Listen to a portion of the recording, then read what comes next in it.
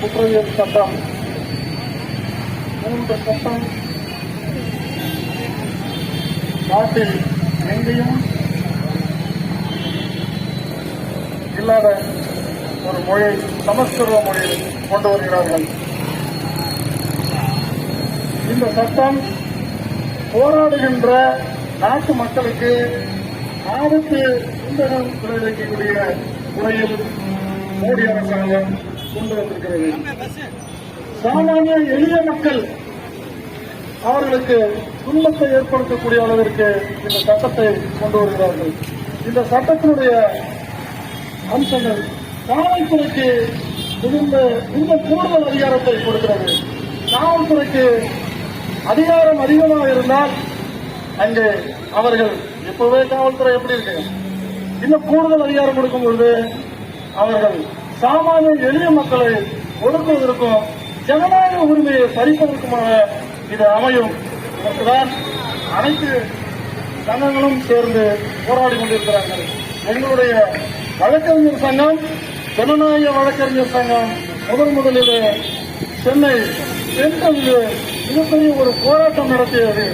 அதற்கு வழக்கறிஞர்களோடு பார்க்காமல் கூட வழக்கு தொகுப்பை உண்மையிலே என்று சொல்லி நடத்துகிறார்கள் காவல்துறையினர். இது போன்ற அடாவடித்தனத்தை நிறுத்திக் கொள்ள வேண்டும். தொழிலாளர்களுக்கு 44 சட்டம் இருந்தது, பல சட்டங்கள் உள்ளிட்ட பணப்பயன்கள் உள்ளிட்ட சட்டங்கள் அனைத்தையும் 4 தொகுப்பு கோடுகளாக கொண்டு வந்திருக்கிறார்கள். இது மிகப்பெரிய ஒரு மோசடி. தொடர்ந்து அனைத்து மைய சங்கங்களும் மாநில சங்கங்களும் தொடர்ந்து 10 ஆண்டுகளாக போராடி கொண்டிருக்கிறார்கள். இதற்கு எந்த அளவிலும் செவிசாய்க்கப்படவில்லை.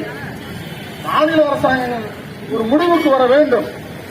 மாநில அரசாங்கத்திற்கு இப்ப அமைந்திருக்கின்ற அரசாங்கத்திற்கு அனைத்து மைய சங்கங்களும் ஆதரவு கொடுத்து வருகிறார். 40க்கு 40 இடம் கிடைத்திருக்கிறது தமிழ்நாட்டில்.